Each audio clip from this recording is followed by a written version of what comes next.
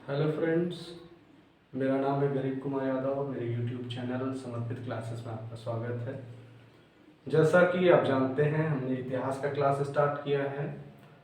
उस दिन हम लोगों ने जो है पढ़ा था पुरातात्विक स्रोतों के बारे में और साहित्यिक स्रोत के संबंध में, है ना। आज उसके आगे हम लोग जो है बढ़ेंगे। उससे पहले आप चैनल में अगर नए हैं तो इसको सब्सक्राइब कीजिए, लाइक कीजिए और अपने दोस्तों तक भी शेयर कर सकते हैं। और आप इसका जो है नोट्स भी जो है प्रॉपर बना सकते हैं। एनसीईआरटी के तथ्यों को इसमें जो है शामिल किया जा रहा है ना। तो चलिए वीडियो की शुरुआत करते हैं। तो मैंने पिछले क्लास में जो है बताया था पुरातात्विक स्रोत और साहित्यिक स्रोत के संबंध में कि इससे जो है हम इतिहास की जानकारी किस तरह से लेते हैं। उन्हीं में से जो सबसे प्राचीन पुरातात्विक स्रोत हैं उनमें सबसे प्रमुख है पाषाण या पत्थर, है ना। पत्थरों के बने औजार से हम जो है जानने का प्रयास करते हैं कि भारतीय या मानवीय संस्कृति जो है कितनी प्राचीन रही होगी। ठीक है, तो चलिए देखते हैं प्लास्टोसीन युग और होलोसीन युग। ये जो काल है ये वह काल है जहां पे मानवों का जो है उदय शुरू होता है।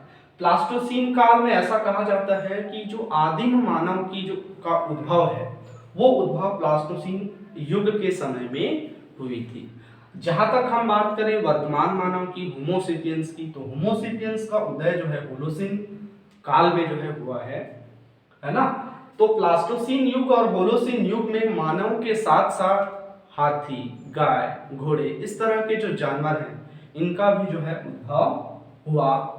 ठीक है, और इसी के साथ जो आदिम मानव है वो आदिम मानव जो है अपना जीवन यापन जो है करने लगा, उसका लगातार जो है विकास होता गया। ठीक, तो प्रागैतिहासिक काल के अंतर्गत चलिए देखते हैं प्रागैतिहासिक काल को का जो कालक्रम है वो कालक्रम 5 लाख ईसा पूर्व से 2500 ईसा पूर्व के मध्य रखा जाता है। साथ ही इसके आगे हम बात करें तो आद्यैतिहासिक काल, फिर ऐतिहासिक काल, इन तीन कालों में जो है बांटकर हम इतिहास का अध्ययन करते हैं। तो प्रागैतिहासिक काल 5 लाख ईसा पूर्व से 2500 ईसा पूर्व तक, आद्यैतिहासिक काल 3 लाख ईसा पूर्व से 15 लाख ईसा पूर्व के मध्य, तथा ऐतिहासिक काल 1500 ईसा पूर्व से अब तक के जो घटनाक्रम है उसको जो है हम इस तरीके से बांट के पढ़ते हैं। तो देखते हैं प्रागैतिहासिक काल के अंतर्गत, है ना। तो प्रागैतिहासिक काल के अंतर्गत जो आदिम हम मानव जो कह रहे हैं उसको हम इसके अंतर्गत देख सकते हैं। इस समय सिर्फ पत्थरों से बने औजार जो होते थे उनके अवशेष हमें मिले हैं, साक्ष्य मिले हैं कह सकते हैं, है ना। इस समय किसी भी तरह का कोई भी लिखित साक्ष्य प्राप्त नहीं होता है, मात्र पुरातात्विक साक्ष्य पत्थरों के रूप में होते हैं। चूंकि पत्थरों के औजार जो है मिले हुए हैं उन्हीं के आधार पर हम इस काल को पाषाण काल का नाम देते हैं। इस पाषाण काल को भी 3 भागों में जो है बांटा गया है, पुरापाषाण काल, दूसरा मध्य पाषाण काल और तीसरा नवपाषाण काल। पुरापाषाण काल के जो काल का जो क्रम है उसको हम लोग 5 लाख बीसी से 10,000 बीसी के मध्य जो है रख सकते हैं। वहीं मध्य पाषाण काल को 10,000 बीसी से 7,000 बीसी के मध्य जो है रखा जा सकता है। वहीं नवपाषाण काल को 7,000 बीसी से 2500 बीसी के मध्य रखकर जो है हम इसका अध्ययन करते हैं। तो चलिए इसमें स्टार्ट करते हैं पुरापाषाण काल। तो पुरापाषाण काल का जो काल है आदिम युग जो है इसको कह सकते हैं, बहुत ही प्राचीन युग कह सकते हैं, जहां पे मानव ने अपना जीवन यापन करना शुरू किया था। शुरुआती दौर में ये कंदमूल और शिकार पर जो है निर्भर हुआ करता था, शिकार पे निर्भर हुआ करता था, है ना। साथ और उसके लिए जो है ये पत्थरों का उपयोग किया करता था। तो ये पुरापाषाण काल जो है, पुरापाषाण काल में जो औजार है, औजारों के स्वरूप और धीरे धीरे जलवायु में हुए परिवर्तन के आधार पर जो है इसे फिर से पुनः 3 भागों में और जो है बांटा गया है पुरापाषाण काल को। चलिए देखते हैं, पहला निम्न पुरापाषाण काल, दूसरा मध्य पुरापाषाण काल और तीसरा उच्च पुरापाषाण काल। तो निम्न पुरा पाषाण काल को भी जो है इसका भी कालक्रम जो है बताया गया है एनसीईआरटी में। निम्न पुरा पाषाण काल के अंतर्गत 5 लाख ईसा पूर्व से 50,000 ईसा पूर्व तक, मध्य पुरा पाषाण काल में 50,000 ईसा पूर्व से 40,000 ईसा पूर्व तक, वहीं उच्च पुरा पाषाण काल को 40,000 ईसा पूर्व से 10,000 ईसा पूर्व के मध्य जो है रखा गया है। ठीक है, तो यहां हम जो है अब बात करते हैं पत्थरों की। तो पत्थरों में यहाँ पे किस तरह के जो है उपकरण जो है मिले हैं, जैसे कि पेबुल, चॉपर, चॉपिंग, कुल्हाड़ी, और अपेक्षाकृत बड़े रूप में जो है हमें यहाँ के जो पत्थर है वो दिखाई देते हैं, पत्थरों से बने औजार जो है दिखाई देते हैं। इसकी जो जानकारी है, इसकी जानकारी हमें या इसका जो साक्ष्य है हमें सोहन नदी घाटी, कश्मीर और राजस्थान क्षेत्र में जो है देखने को मिलती है। चित्र के माध्यम से आप देख सकते हैं कि कुछ इस तरह से जो है जो औजार हैं पत्थरों से बने वो इस तरह के रहे होंगे। साथ ही साथ इस काल के जो मानव थे वो शिकार पर निर्भर हुआ करते थे, है ना, और इस काल में जो है मनुष्य समूह बनाकर जो है शिकार करना सीख लिया था। और ये जो काल है, यह काल जो है बहुत ही इंपॉर्टेंट है, क्योंकि इस काल में आग का आविष्कार जो है किया जा चुका था, कह सकते हैं। आप देख सकते हैं इसमें, है ना। लेकिन यहाँ आग का तो आविष्कार हो चुका है, लेकिन इसका मानव जो है अब भी, आदिम मानव अब भी इसका उपयोग जो है नहीं सीखा था। ठीक है, आगे जाके जो है हम लोग देखेंगे कि कहाँ पे मनुष्य जो है आग का प्रयोग करना सीखा या उपयोग करना सीखा, कह सकते हैं। तो चलिए आगे बढ़ते हैं। मध्य पाषाण काल। मध्य पाषाण काल के अंतर्गत जो है इन्होंने आग का प्रयोग करना जो है सीखा, मतलब व्यापक रूप में प्रयोग। अभी भी जो है उनको जो उपयोग है वो उपयोग जो है मालूम नहीं हुआ है। ये ज्यादा मात्रा में जो है कह सकते हैं आग का उन्होंने प्रयोग करना सीख लिया था, अधिक मात्रा में जो है कह सकते हैं। लेकिन जो उसका समुचित उपयोग है वो अभी भी जो है उन्होंने नहीं सीखा है। तो चलिए इसके बाद बात करते हैं उनके औजारों की। तो उनके जो औजार थे, पिछले वाले में हम लोगों ने देखा निम्न पुरा पाषाण काल में तो वो कुछ बड़े आकृति के हुआ करते थे। ठीक है, यहाँ पे अब जो है उन्होंने पत्थरों पे फलक बनाना जो है शुरू किया, ज्यादा धारदार जो है बनाना शुरू किया, और अपेक्षाकृत ये छोटे हुआ करते थे इससे। और यहाँ पर आप देख सकते हैं किस तरह से जो है ये फलक बना हुआ है। इसी तरह की जो फलक वाली आकृति के जो औजार थे उसका उपयोग किया जाने लगा, यानी बहुसंख्यक कोर और फ्लैग ब्लेड, इस तरह के औजार जो है इन्होंने प्रयोग करना शुरू किया। साथ ही पत्थरों के गोले से वस्तुओं का निर्माण जो है शुरू किया। इस तरह के जो औजार हैं इनके जो साक्ष्य हैं वो मिले हैं सोन नदी घाटी से, भीमबेटका से, बेलन नदी घाटी आदि स्थानों से हमें प्राप्त होते हैं। तो चलिए आगे चलते हैं। इसके बाद जो है आता है उच्च पुरा पाषाण काल। उच्च पुरा पाषाण काल बहुत ही महत्वपूर्ण है, क्योंकि उच्च पुरा पाषाण काल के अंतर्गत जो आधुनिक मानव है, आधुनिक मानव जिसको होमो सेपियंस जो है कह सकते हैं, होमो सेपियंस का उद्भव इसी काल से माना जाता है, उच्च पुरा पाषाण काल से माना जाता है। चूंकि मनुष्य जो है या आदि मानव शिकार करता था, शिकार करने के लिए दूर दूर जो है वो विचरण किया करता था, है ना, अपने भरण पोषण के लिए। तो जैसे बारिश वगैरह होती थी या किसी जानवरों से जो है रक्षा करना होता था, तो वो शैलाश्रयों में जो है रहना सीखा। तो शैलाश्रयों में चूंकि वो रहा, कह सकते हैं उस समय उन्होंने उन शैलों पर चित्रकारी की भी शुरुआत कर दी, कह सकते हैं। अपनी भावनाओं को उन्होंने चित्र के माध्यम से समझाने का प्रयास किया। इसके साक्ष्य हमें भीमबेटका की गुफाओं से जो है प्राप्त होता है, भीमबेटका की गुफाओं से देखने को मिलता है ना, इसके साक्ष्य। और इस समय के जो उपकरण हमें मिले हैं वो उपकरण जो है यहाँ पर हम लोगों ने देखा था कि बहुत सारे जो फलक थे वो जो है फलक हमको देखने को मिले, इसीलिए इसे फलक संस्कृति के नाम से भी जो है जाना जाता है। यहाँ पर आप देख सकते हैं फलक संस्कृति के नाम से भी जाना जाता है। लेकिन यहाँ पर अब जो है इनकी जो लंबाई है वो लंबाई जो है बढ़ने लगी। औजारों की जो लंबाई है वो चौड़ाई की अपेक्षा दोगुना हुआ करती थी, है ना। और साथ ही साथ अब यहाँ पे हड्डियों के औजार ही देखने को मिलते हैं, है ना। हड्डियों के औजार उच्च पुरापाषाण काल से देखने को जो है मिलता है। इसके साक्ष्य जो है कहाँ कहाँ मिलते हैं?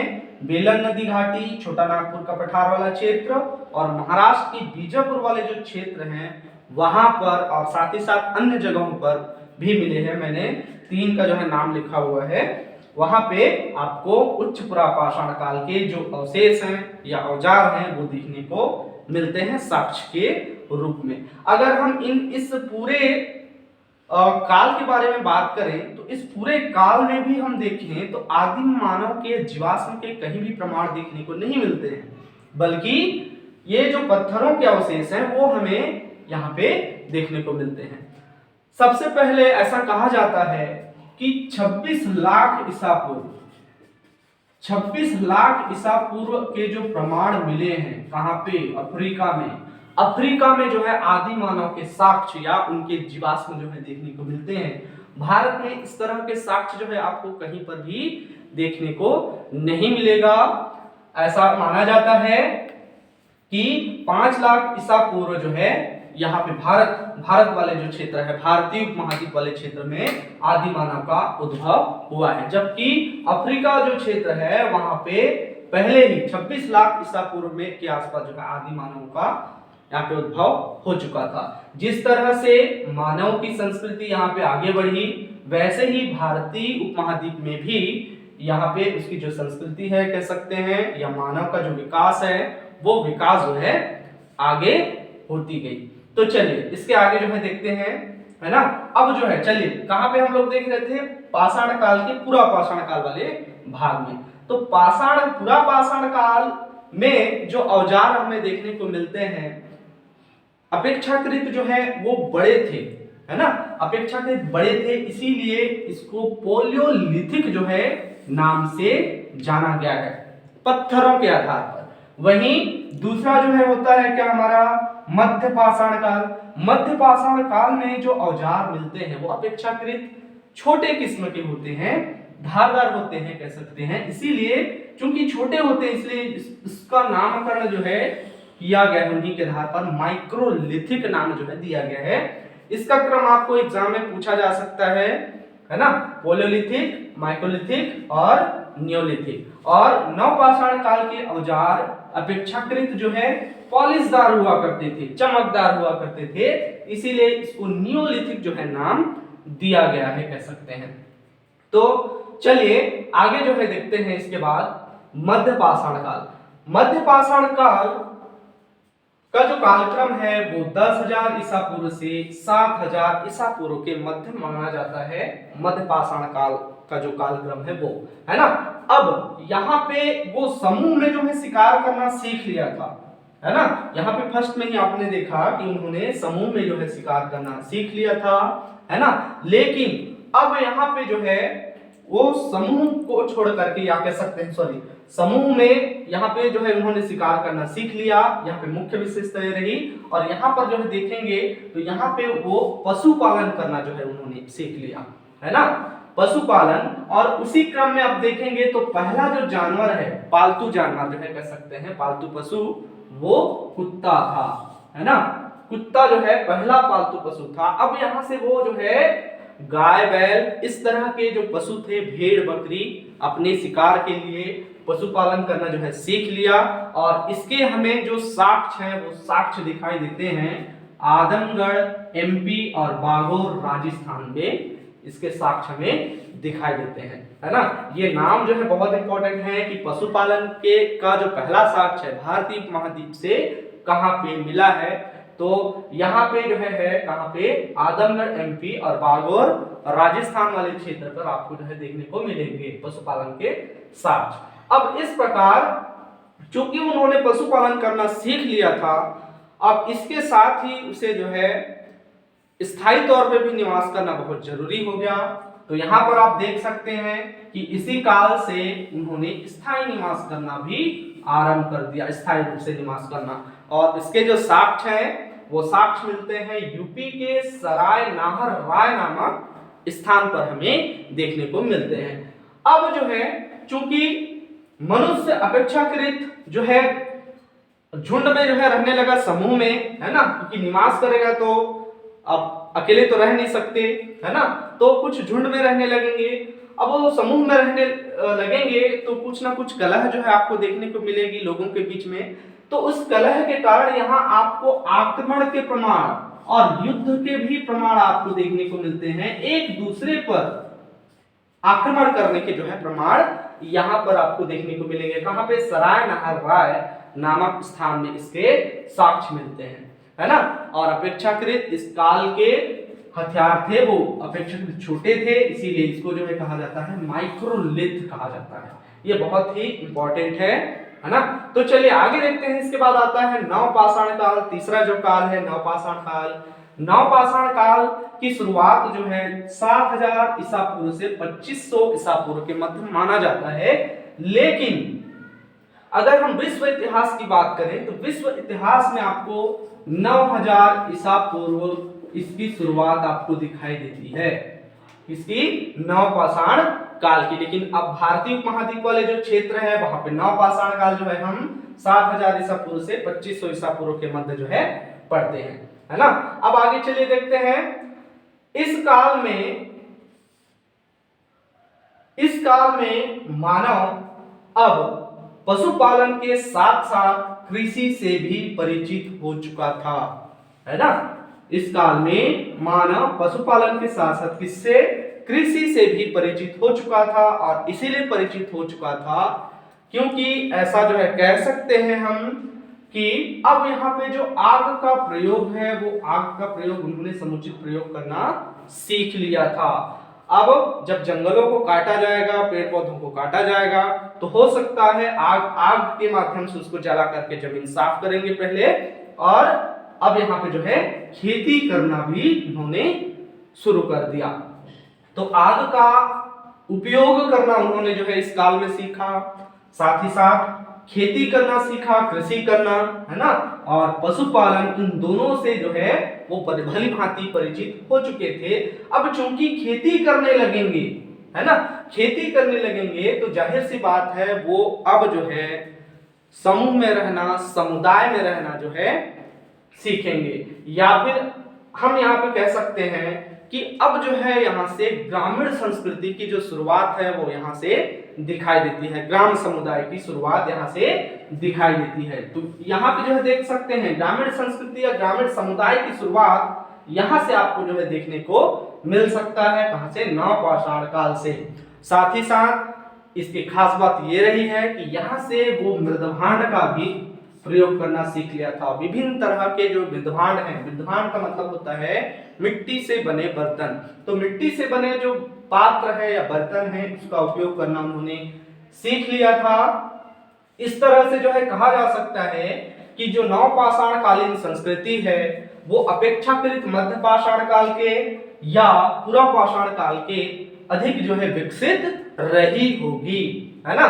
तो आगे जो है चलते हैं। इसके बाद यहाँ हम लोगों ने जो है बात किया कृषि की। तो कृषि के प्रथम साक्ष्य जो हमें देखने को मिलते हैं मेहरगढ़ के बलूचिस्तान में। भारतीय उपमहाद्वीप में ये अभी वर्तमान में देखा जाए तो पाकिस्तान वाले जो क्षेत्र है बलूचिस्तान, वहां पर आपको देखने को मिलेगा मेहरगढ़, है ना। मेहरगढ़ से प्रथम कृषि के साक्ष्य जो है मिले हैं। बहुत ही इंपॉर्टेंट तथ्य है ये, परीक्षा में पूछा जा सकता है, कई बार पूछा भी गया है। और आगे देखा जाए भारतीय क्षेत्र में तो वहां से चावल के प्रथम साक्ष्य, हमारे यहाँ चावल की खेती बहुत आयत से की जाती है, बहुत आयत में। तो यहाँ पे कोलडीहवा नामक जो क्षेत्र है, कोलडीहवा इलाहाबाद का क्षेत्र, इलाहाबाद वाले क्षेत्र में जो आपको चावल के प्रथम साक्ष्य जो है देखने को मिलते हैं। ठीक, तो ये दोनों तथ्य जो है बहुत इंपॉर्टेंट है। मेहरगढ़ प्रथम कृषि के साक्ष्य, दूसरा है कोलडीहवा चावल के प्रथम साक्ष्य। इस प्रकार आप आगे जो है देखेंगे उनके उपकरण के संबंध में, तो इन नवपाषाणकालीन जो उपकरण है अपेक्षाकृत जो है अभी मैंने बताया था कुछ देर पहले पॉलिशदार जो है हुआ करती थी, है ना। जैसे किस तरह के औजार, कुल्हाड़ी, बंसुली, छेनी, छेनी मतलब छेदनी, और खुरपी, कुदाल, इस तरह के औजार जो है उन्होंने प्रयोग करना सीख लिया था, है ना। क्योंकि यहाँ पर आप देख सकते हैं कुल्हाड़ी, कुल्हाड़ी से पेड़ों को जो है काट करके, है ना, खुरपी कुदाल से जमीन को जो है समतल किया जा सकता है। तो इस तरह के जो है औजारों की सहायता से कृषि में जो है उन्हें आसानी हुई होगी जो है कहा जा सकता है। अब जो आगे देखिए यहाँ के जो साक्ष्य हैं नवपाषाणकालीन साक्ष्य और कहां से जो है मिले हैं इसके संबंध में, तो बुर्जहोम एक स्थान है जम्मू कश्मीर में, बुर्जहोम ये श्रीनगर के आसपास जो है झील वाले जो क्षेत्र हैं वहां पे जो है दिखाई देता है। यहाँ पे बुर्जहोम का मतलब होता है बुर्ज वृक्ष का स्थान, बुर्ज वृक्ष का स्थान, यानी ये जो है क्या किया करते थे, जमीन के नीचे घर बनाकर जो है रहा करते थे। जो झील वाला जो क्षेत्र बोल रहा हूँ श्रीनगर के आसपास का, है ना, वहां पे जमीन के नीचे जो है ये घर बनाकर रहा करते थे। यहां से इस गर्तावास से जो है हड्डी से बने औजार, कुत्ते का माली के साथ दफनाया जाना, इस तरह के जो प्रमाण है वो यहाँ से आपको देखने को मिलेंगे, है ना। एक और स्थान है चिरांग, चिरांग जो है बिहार में, बिहार क्षेत्र में है। ये यहाँ से हिरण के हड्डी से बने उपकरण आपको देखने को मिलेंगे। तो ये भी बहुत इंपॉर्टेंट है। बुर्जहोम, चिरांग, बुर्जहोम से जमीन के नीचे यानी गर्तावास जो है आपको मिलेंगे। तो गर्तावास में हड्डी से बने औजार, कुत्ते को मालिक के साथ दफनाया जाना, इस तरह के प्रमाण यहाँ से देखने को मिलते हैं। ठीक, आगे अगला जो काल है वो काल है क्या, महापाषाण काल जो है कहा जाता है। नवपाषाणकालीन संस्कृति के बाद कह सकते हैं कि दक्षिण भारत वाला जो क्षेत्र है उस दक्षिण भारत वाले क्षेत्र में एक नई संस्कृति उभर कर सामने आई, उसका नाम है क्या, महापाषाण काल। महापाषाण हम किसको कहेंगे, पत्थरों के बने जो कब्र होते थे उन कब्रों को जो है महापाषाण काल के नाम से जाना गया है। इन महापाषाण काल के समय में जो यहाँ से प्राप्त कब्र है उन कब्रों में जो है लोहे के औजार, घोड़े के कंकाल, पत्थर, सोना, इस तरह के जो चीजें हैं वो मनुष्य के साथ या कह सकते हैं उन कब्रों में हमें साक्ष्य के रूप में देखने को मिलते हैं। किन क्षेत्रों में ज्यादा ये जो है साक्ष्य मिलते हैं, तो दक्कन वाला क्षेत्र, दक्षिण भारत के दक्कन वाले क्षेत्र में या पूरा दक्षिण भारत में जो है कह सकते हैं, और जम्मू कश्मीर वाला जो क्षेत्र है वहां पे जो है महापाषाणकालीन जो साक्ष्य है वो देखने को मिलते हैं। तो चलिए दोस्तों, अगर ये वीडियो पसंद आया होगा तो आप लाइक कीजिए, शेयर कीजिए, है ना। आगे भी ये वीडियो जो है आती रहेगी तो आप इस बेल बटन को जो है दबा सकते हैं और इसका जो नोटिफिकेशन है आप ले सकते हैं। आगे भी ये ऐसी वीडियो जो है डलती रहेगी और आप इसका नोट्स भी जो है बना सकते हैं प्रॉपर, आपको सीजी व्यापम, सीजीपीएससी के लिए भी जो है काम आ जाएगी। क्योंकि कुछ तथ्य जो है एनसीईआरटी के भी जो है शामिल किए जा रहे हैं, तो सीजीपीएससी प्रीलिम्स में जो वर्तमान में जिस तरह से दिए जा रहे हैं उसमें आपको ये काम आएगी। थैंक यू, धन्यवाद। चलिए।